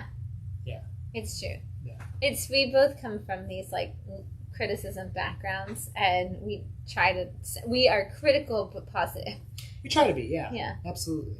Yeah. Absolutely. Because there's definitely things that work for things, and there's things that don't work sometimes. Absolutely. And there's some of the things that didn't work. If they had worked better, maybe it would make the parts that did become even more effective. Absolutely. And I feel like there's a difference between evaluating something and like shitting on something, and I think that we've lost the capacity to do both. Like to do the one, and so much of it just becomes like, oh well, this is trash, and it's like, no, it's not that it's trash. I'm not saying I hate it. What I'm saying is this could have been better. Yes. Yeah. we live in a world where a lot of the media and a lot of the things that we see thrown at us right now are very either love or hate. Yes. We're very in that world, and so I think it's kind of changing the global mindset on a lot of things. Shannon and I are very not love and hate people. We're like, oh, this part is really cool. This part I didn't enjoy so much, but this I really did. And overall, would I see the thing again or would I read it again? Yeah. You know, yes or no? Maybe. Only a Sith deals in absolutes. Right. Absolutely. My dad, what's that? You said absolutely, which was funny. Yeah. Absolutely. It was funny. Even my dad would always say that he wouldn't watch a movie again. Yeah. Even if he loved it. He's like, I saw it, I loved it, I don't need to ever see it again. Except for The Martian. He saw The Martian twice in theaters. Yeah. And because he had other friends who still wanted to see it. He was like, but if we had all gone the first time, I wouldn't see it again. Yeah. It's like, okay. But this, you know, being raised with that. And then to a guy who listens to the exact same record every day for twice a day for 2-3 weeks at a time, you know? Mm-hmm. We can talk about that. I need to do my own separate where I just talk about new music that I'm listening to. It's all wild. It is.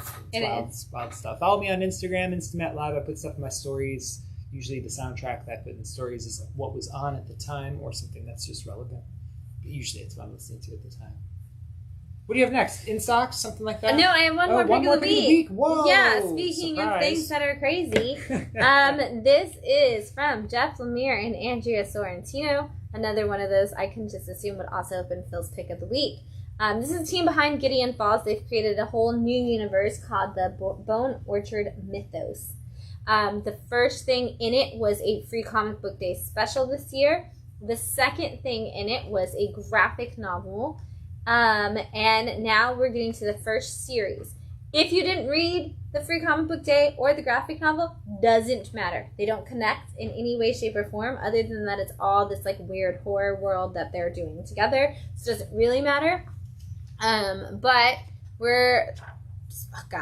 I'm already like, how do I show off all of Sorrentino's cool? Because like, that's just great. I want to show off Sorrentino's great paneling. Another person who just like makes the weirdest panel choices and they work so well with the story. But this is he's the guy who did Primordial and Gideon Falls. Yes. Mm-hmm. I didn't really get in Gideon Falls. Right. We read the one issue for book club. Right. But Primordial, I really like the colors. The colors in Primordial are stellar, great. Especially for, no pun intended, because it's in space. This is a story of a girl who grew up, and became a writer, and we go back in time and we see her, like we're getting flashbacks of her remembering how they met, her and her best friend. And she gets to the point where she needs to return home. And she's haunted by these memories and by these voices. And so she's returned to the home of her best friend. And this whole issue is kind of both the memories of her and her childhood best friend talking, and the current real time situation of her talking to the mom of the best friend, and us learning what happened to the best friend, where they went. But this is actually, as we know, a Sorrentino and I don't want to spoil that. I'm trying to find a non-spoiler. A Sorrentino Jeff Lemire book, and so you get this moment where nothing happens, and then that means shit's about to hit the fan, and it's gonna get really crazy and creepy, and I can't go any further in the book because that's where that happens. This one specifically is called 10,000 Black Feathers, and in this particular series we're going to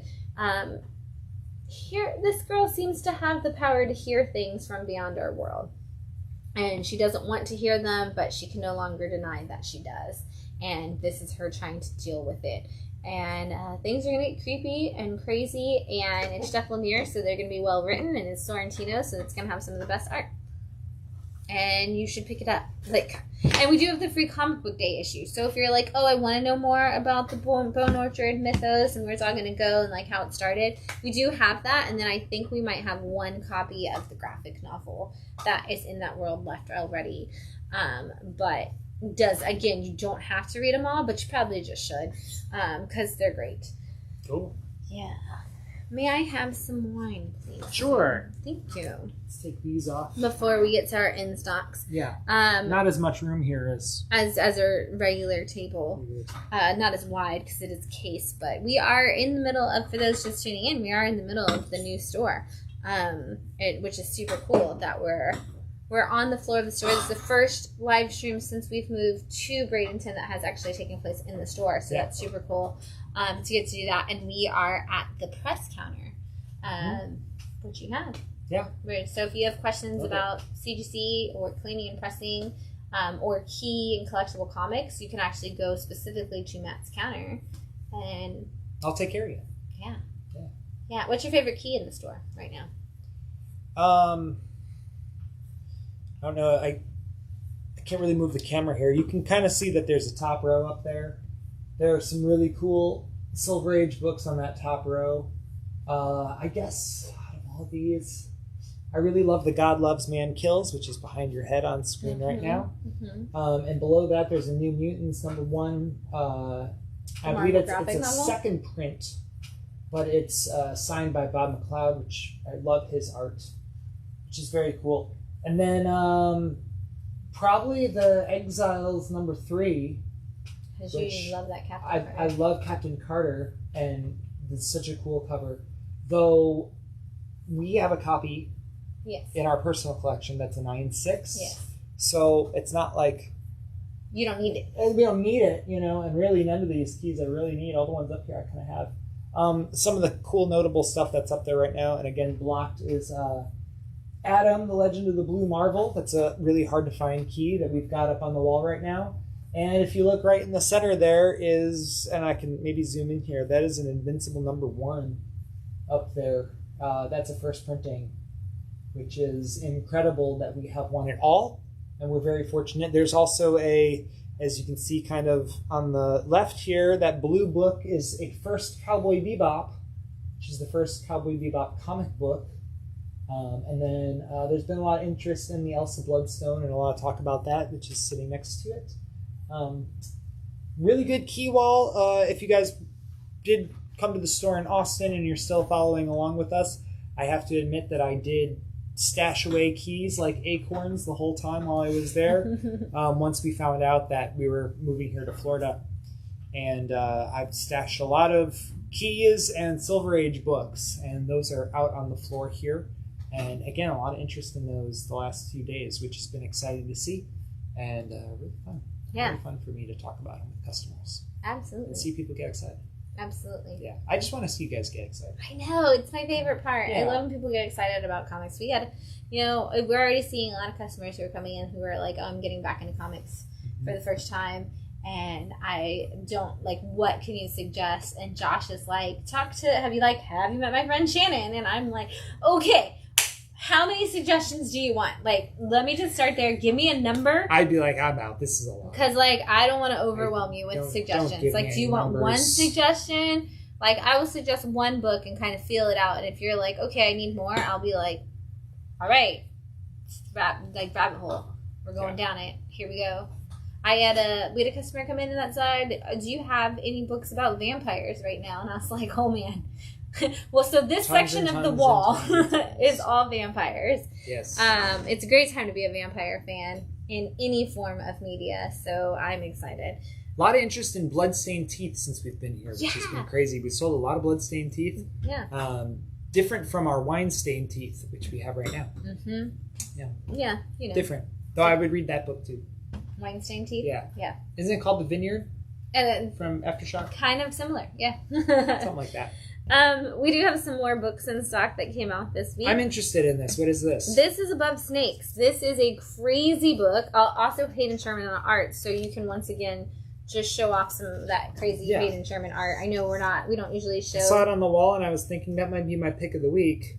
It's a crazy book. This particular issue, because kind of like Barbaric, where a guy was cursed, but instead of an axe, he's got a vulture that goes with him everywhere. Cool. He's trying to get rid of the vulture, so in this particular issue, he's like, "Hey, can we what if I get you married to somebody else and vultures mate for life, so what if I get you married to this vulture and you have to go away, right? And he's like, yeah, and he's like, let's do this. And so he tries to like get the vulture married off. There's a whole running gag in here at the very beginning where he's like, the main character is like, don't you know you're an ugly bird? And he's like, yeah, that's why I wear this hat. And he's like a vulture in a top hat. And so it's like, he does have a top hat, doesn't he? It's fantastic. He learns a song and dance and everything that he wants to sing to the female vulture to entice her, and it is the most adorable thing ever. This book is ridiculous and wonderful. Issue 1, I believe, was a pick of the week for Wednesday Phil, or at least was one of those I should have made it a pick of the week. So and this is issue 3. This is issue 3. We do have 1 and 2, so you can go back and read it if you want. In short, it's one of those books that makes me think, if you don't like this, you might not like comics. That's a good quote. It says Comics Bookstore. Comics I love Bookstore. that. Yeah. Also in stock from Behemoth is issue, or Sumerian, whatever you want to call it, issue 6 of Dark Beach. The sun's gone. We've got a detective who's trying to figure out not only what happened to the sun, but how are all these people getting murdered? Another one of Wednesday Phil's picks of the week on issue 1, maybe, and it wasn't for issue 5 or 4 because those came out. The last one that was on, he had already kind of passed on. No, he loves it. We just haven't had a chance to read. Okay. The issue 4 and 5 came out while we've been here. Okay. Or at least 5 has. Okay. So I don't know if he got to read 4. I think that was the last week that we were in Austin, so I don't think he got to read it. Maybe that was the one. Because I have not read 4 and 5. Got it. So I think he hasn't read it either, and that's the only reason why.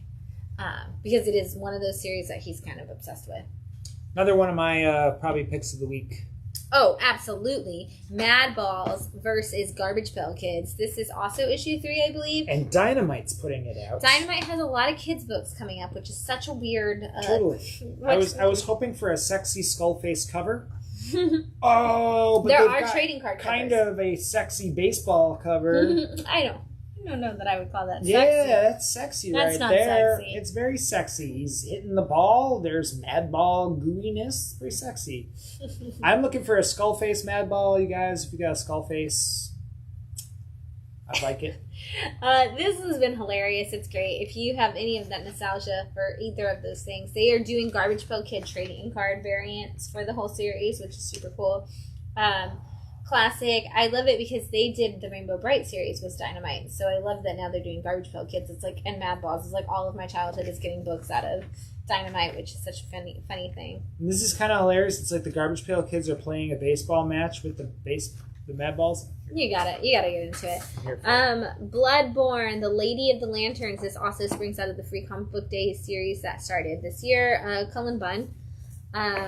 Frank Frazetta's Death Dealer, issue 4? 5. 5. All right, this is the new series at Opus Comics, and it is done by, it is licensed and stuff by the Frazetta girls to actually have the Frank Frazetta of it all. Oh my God, did you just see that Frazetta at the back? Oh yeah, absolutely. That's just classic. And it is kind of like, Phil said, it's very much like the Death Dealer of the past. So if you're a fan of the previous, like Frank Frazetta's actual Death Dealer, you're going to get a similar story. Also in stock, Batgirls issue 10 from Becky Cloonan, Michael Conrad, and on art, Jorge Corona, which is what I'm here for. I love all 3 of those creators. Batman vs. Robin issue 1. This is a Damian Wayne story. I know we have a lot of Damian Wayne fans. This is Damian dealing with his dad as usual. I'm actually mostly here for the Zatanna cover. It's about time we see some Zatanna on something. Yeah. Wonder Woman. This is part of the Dark Crisis on Infinite Earth series that's going on right now. This is the world without Justice League, and this is what if we didn't have Wonder Woman. And I know Stan would think that was a terrible world if we didn't have Wonder Woman. Absolutely horrible. Yeah. And speaking of Wonder Woman, issue 791 with this Yannick Paquette cover, speaking of, Becky Cloonan and Michael Conrad still on the title. Very excited about that. If you have not been reading their Wonder Woman, we have the first oversized trade of their Wonder Woman story. It's fantastic. X-Men Red, issue 6. This is a tie-in to the Axe Judgment Day, which is Avengers X-Men Eternals.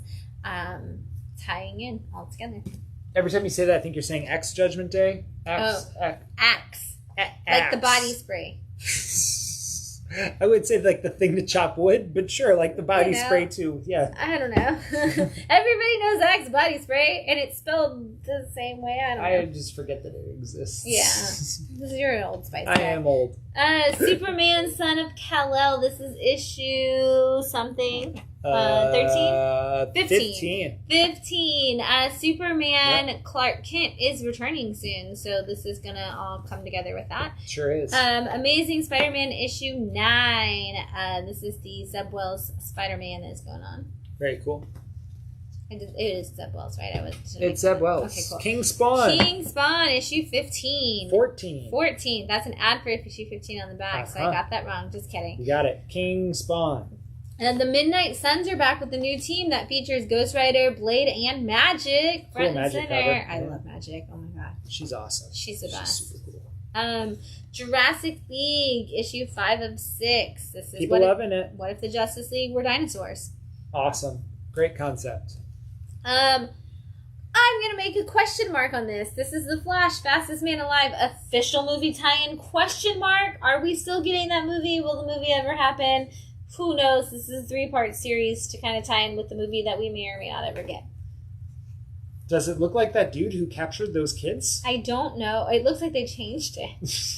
It's like they face swapped him out. They actually took like everything. Like they recalled the previews catalog that had the cover that was the movie tie-in. Oh. So yeah, they took because of everything that Ezra Miller did, they took their cover off. So kind of looks a little like them, but anyway, they changed the Flash logo. Everybody. Yeah. So that's weird. As the letterer, of course, that's the first thing. And I think that's because there is an ongoing Flash series, and they just wanted it to not be confusing. Could be because there is a The Flash comic, so separate. Was there ever a trailer for the movie? I don't think they have done one yet. Is the movie called Flash, the Fastest Man Alive? I don't think we have a title release because we don't know if the movie's coming out or not. Okay. There's been nothing because of everything that they did, Ezra Miller, what they were, all the things they were involved in, they've kind of haven't really mentioned whether or not there'll be a movie. So, I don't really follow comic pop culture stuff on the internet, so I'm out of it.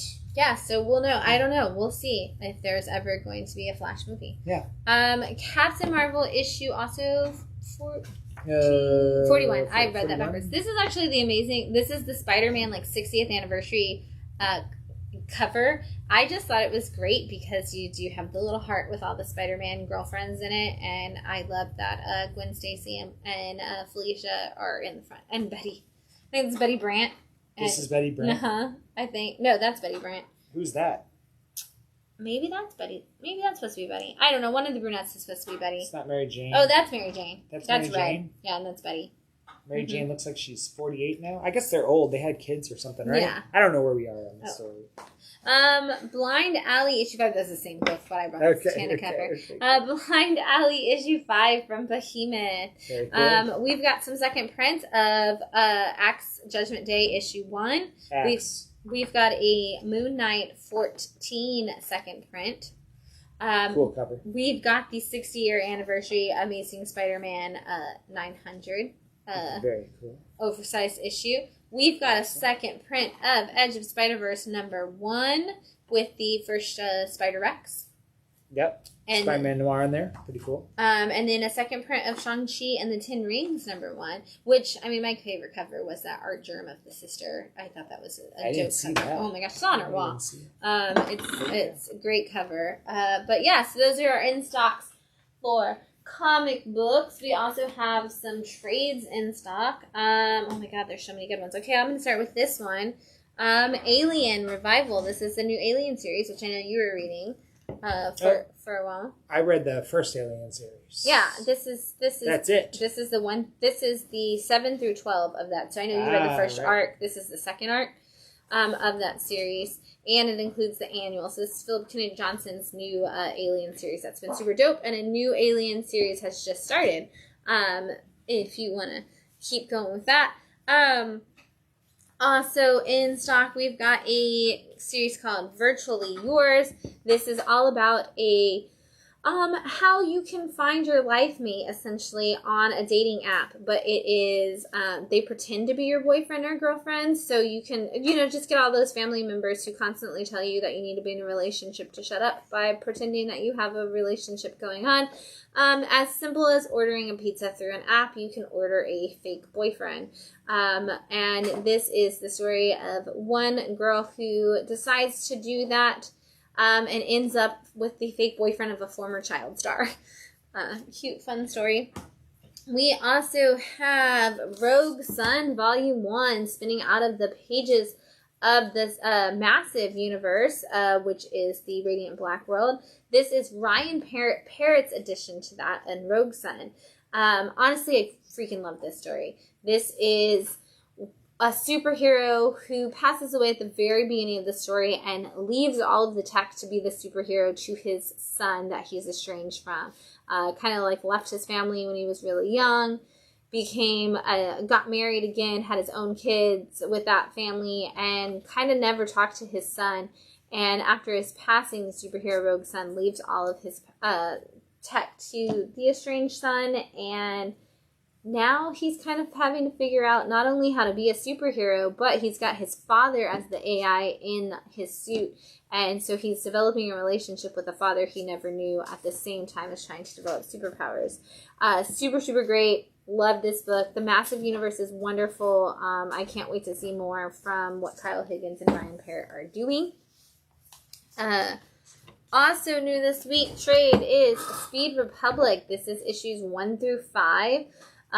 This is a book that Wednesday Phil and I both absolutely love. Has made into everything. It's kind of a death race situation. Two siblings are traveling through Europe in this race. Whoever wins kind of gets like the Hunger Games. You get to live in the city and have like the money and the food to survive. But it ends up being a brother and a sister against each other who didn't even know that they were in the same race. Cool. And lastly, new this week from AWA Upshot is the Hit Me trade. This is volume 1 of Hit Me, possibly the whole story, possibly just volume 1. We'll find out soon enough, I'm sure. But this is the story of a girl who works in the BDSM world and accidentally sees a crime happen and ends up on the run, and the only person that can help her is the guy who is technically her bouncer. Or she can help him. We'll see. It kind of goes both ways. This is a great story. And as always with AWA Upshot trades, this is only $10. So super cool. Great way to get a whole story for $10. Yeah, totally. I brought some more trades that we have. Yeah. That's cool. Just stuff that we have in stock. Part of opening the new, bigger store is that we've had boxes and boxes and boxes of trades that would not fit in the old shop, and now we're able to have a magnificent trade selection here. So I'm going to pull out some of those really quick. This is the original Marvel Masterworks of Daredevil. This is a really old Marvel Masterworks. This is out of print. Marvel Masterworks are like $44.95 to $50 these days. This is only $34.99 because it's one of the old ones. And it's still sealed. This probably goes for a lot more on the internet, but we have it here in the shop. And you're not pricing it up. We're not pricing it up. Wow. It's Bat City. That's how we do.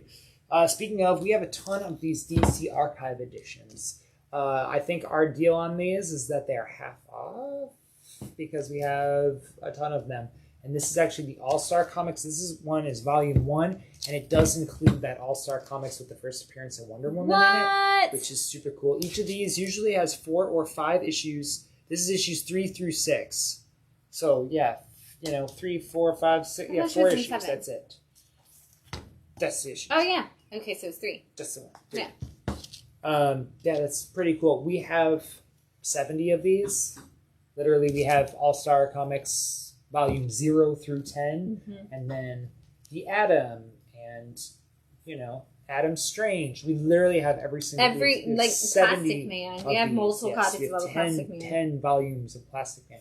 We have tons and tons and tons of these archive editions that we got in, and again, they're all half off if you guys are looking to complete your collections and stuff like that. It's 8 is her first appearance. 8's the first appearance. All right, well, that would be in Volume 2 then. Which we also have. Oh, Also, if you're just lying around and feeling generous and want to give away an All-Star Comics #8, I'll take your $300,000 book. It's fine. Shannon's Holy Grail. Absolutely. I will never own that book. $300,000 in high condition. In high. What's low? Let's see. Because I'll take it. No grade is better than, or low grade is better than no grade. It's still $29,000. $29,000 for a low grade. Mm-hmm. It's Golden Age. It's Golden Age. First Wonder Woman. Super cool. Cooler than Sensation 1. Cooler than Wonder Woman 1. Yeah, I need it. But I don't have any money, so you'd have to give it to me. Right. Speaking of Golden Age, this is Golden Age Superman Volume 1. I actually have my own personal copy of this. I love this. This is actually just his Golden Age Action Comics stories. I love the different suit, which most of you guys would probably call the Fleischer suit, because Max Fleischer did in cartoons, but is that original suit, with a Michael Cho cover, as I love. And it is a paperback, but full color, so it's easy to throw in your backpack. This guy is what? He's only $20 too? I was going to say it was $30. So that's super cool. Yeah, it's only $20. Holy cow. It's great. Holy cow. It's great. Superman's my guy, as you guys know. Symbol of hope. I love him. I love the choices he makes. This is really cool. This is a first print of Jack Kirby's Forever People. Holy cow, you're going to sell it? I am going to sell it. It's only $14.95, and I'm letting it go at $14.95, so the flippers can get in here and you can enjoy flipping this on eBay and making your $8 after you sell it for $30, and then ship it, and then eBay fees and the gas to get to the post office. Enjoy your $8. Buy it for $14.95. It's in gorgeous black and white, which really lets Kirby's art kind of shine through with a little bit of the grayscale, and probably, I assume, Vince Colletta inking as it goes with Jack Kirby. But this is a first print of this. It smells old. It does smell old. I love it. It's amazing, Absolutely. So super cool. And I have one too. I've been collecting those first prints. They only did New Gods, Forever People, and Mr. Miracle of these Jack Kirby's, and then they did 2 different volumes of the Jimmy Olsen of his Fourth World series. Yeah, it is inked by Vince Colletta. Inks by Vince Colletta. Very cool. And then the last thing, Josh and I were talking about how cool this is. This came in. Oh my god! This is the Silver Age Omnibus of Doom Patrol. I can just let go.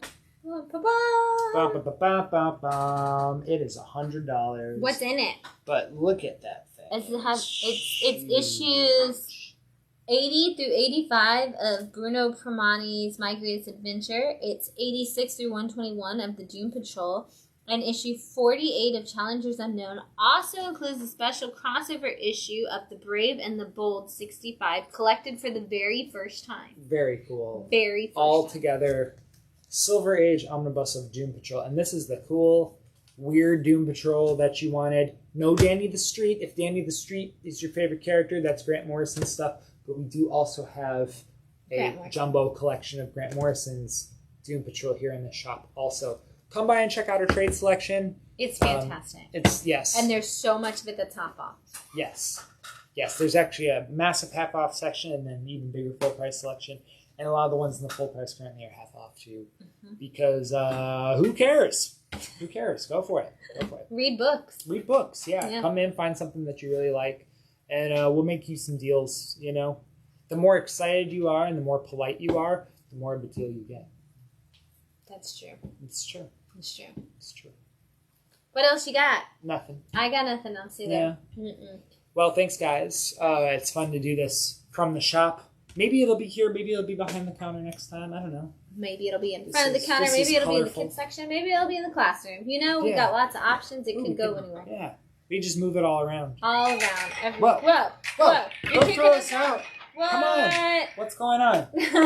Okay, see, it stopped. It's fine. It's like, no, we're not over yet. Just crazy. Well, it's like the Oscars. They're going to play us off once and give us a minute, like a warning sign, and then we're going to get played off completely in a second. Seriously. I don't know. Also, this is the first show with our buddy Stan has been in the audience. Hi, Stan. Hey. Thanks for joining us this evening and hanging out and drinking this beautiful wine with us. Thank you, Megan, for giving us this bottle of super delicious A to Z Pinot Noir. It was really good. And Stan and Nigel flew in. They did. Just to be here this weekend and help, so shout out to both of them. Yeah. It was nice having the main core of the two of us and Josh and Phil and Nigel and Stan, our whole our Bat volunteer family, really. Like, that's the main core volunteer family. Yeah, there's a few more that couldn't be here. A couple more who couldn't be here, but those are the ones who would sleep on the floor of the shop while working, and have for years and years. And we appreciate you guys. Thanks for being here. Yeah. And I guess we'll see you next week. Yeah, if we don't, we'll be open on Wednesday. For those of you who are in the Bradenton area, we're open on Wednesday 12 to 9, as well as Thursday and Friday. And then Saturday we'll be open 11 to 9. Sunday we'll be open 11 to 7. For those of you we don't see here in the store, we'll see you here on the live stream next weekend. And if you are a Bat family member from Austin, your invoices are coming this week. Thank you so much. I had so many people text me who were like, hey, am I getting an invoice? And I'm like, we open on Saturday. And they were like, never mind. Don't worry about it. So thank you to the Bat family, the extended Bat family back home in Austin, for being patient with us on not getting you your invoices this week. They are coming this week. If you need to adapt it in any way, we'll talk about it. Thank you so much for being patient with us. Until then, happy reading. We'll see you next week, one way or the other. Matt Live. Insta-Matt Live. Small Press Shann. Shannon Live. Yep. And follow us if you're not on YouTube, Instagram, TikTok, all the things. Bat City Comics on Facebook, TikTok, and Instagram. Bat City Comic Books. Bat City Comic Books. Thank you. And Bat City Comics on Twitter. Mm-hmm. Because Twitter won't let you have that many characters. And I Bat City Comic Books on everything but Twitter, because Twitter doesn't let us have over 13. Right. Yes. So it could be Bat City Comic Boo. Bat City Comic Boo. You're my Bat City Comic Boo. You're my Bat City Comic Boo. I love you. Thanks for joining in, Thanks, everybody. There it is. Hey, it works now. It's actually playing. It's like playing us out or whatever. See you Wednesday.